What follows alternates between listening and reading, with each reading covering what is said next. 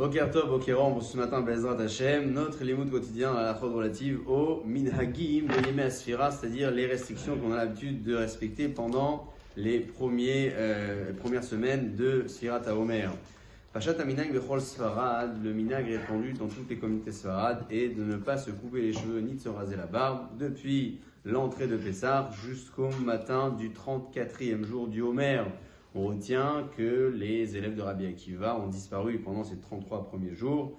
Voilà pourquoi on a l'habitude de se restreindre également au niveau des cheveux, comme c'est le cas pour la musique. Il existe néanmoins quelques exceptions ou quelques règles que l'Halakha notifie, des situations particulières dans lesquelles on aura éventuellement le droit de s'appuyer sur des avis un peu plus indulgents pour se raser avant, ou se couper les cheveux avant cette échéance-là. On parle notamment d'une personne qui est extrêmement dérangée par la barbe, par exemple, et qui pourrait s'appuyer sur des avis indulgents pour se couper les cheveux, enfin plutôt la barbe, le jour de Rosh Chodesh Iyar.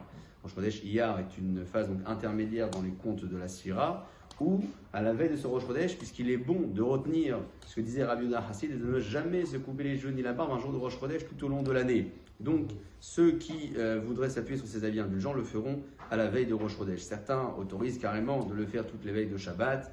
Il est important néanmoins de souligner le fait que pendant cette première période de Yemei Asfira, on se rappelle des élèves de Rabbi Akiva qui ont disparu. Donc si on doit faire un effort qui peut être important en se restreignant sur ces différents minhagim, on donnera certainement beaucoup plus de sens à l'histoire, beaucoup plus de sens aux élèves de Rabbi Akiva, et on marquera certainement beaucoup plus le deuil pendant cette première période. Habituellement, on attend le 34e jour du Homer pour se couper les cheveux et se raser la barbe. Cette année, puisque l'Akbar Homer tombe un vendredi, on aura le droit même pour le public séfarade de se couper les cheveux et de raser la barbe après la tfila du vendredi matin, donc du 33e jour du Homer, Be'ochim Tiv.